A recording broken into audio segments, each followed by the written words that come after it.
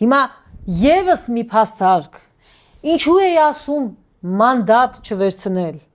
որտեվ երբ որ ոչ մեկ այնտեղ չկա,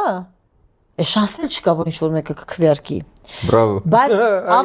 ավելի կարևոր մի բան, մի անգամ, գեթ մեկ անգամ 9 տարվա մեջ Հայաստանի ընդդիմությունը սեփական օրակարգը կպարտադրեր իշխանությանը, ինչ ուզում է դրան անուն տան։ Մենք պետք է ընդունենք, ես էլ ձեզ հետ միասին կամ բոլոր ընդդիմադիրների հետ միասին, ովքեր եղել են այս ամբողջ 18-ից այս կողմ, հա,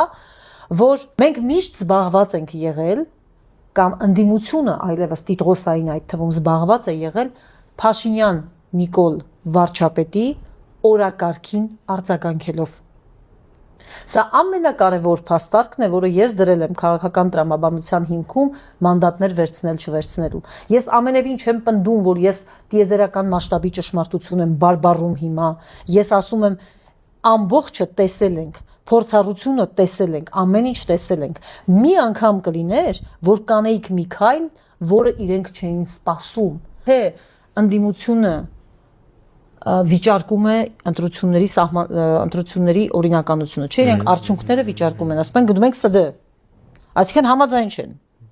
հրաշալի, այդ խորհրդարանը, որտեղ իրենք պատրաստվում են մանդատ վերցնել, այդ ընտրությունների արդյունքում ձևավորված խորհրդարան է, իրենց մանդատը,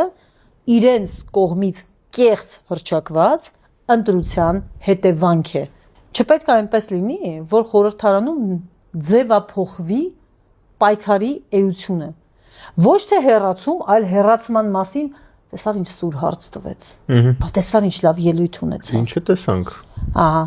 հունից հանեց Նիկոլ Փաշինյանին։ Իբր Նիկոլ Փաշինյանը կարիք ունի, որ իրեն հունից ավարտվեց ծեծ կրտուկով։ Այո, եւ ընտրողի մոտ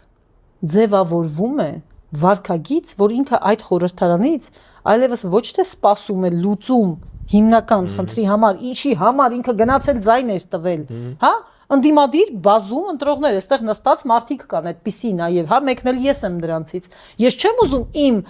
նպատակը ձևափոխվի, ձևախեղվի։ Ես չեմ ուզում ինձ սովորեցնեն, որ սուր ելույթը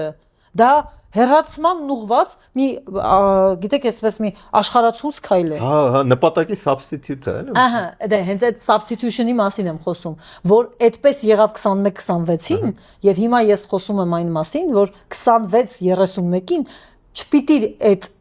սեզոնը կրկնվի, որովհետեւ 2026-ի պարտությունը գրվել է 2021-ին, երբ դու չես ուզում ախտորոշես քո իսկ անարդյունավետությունը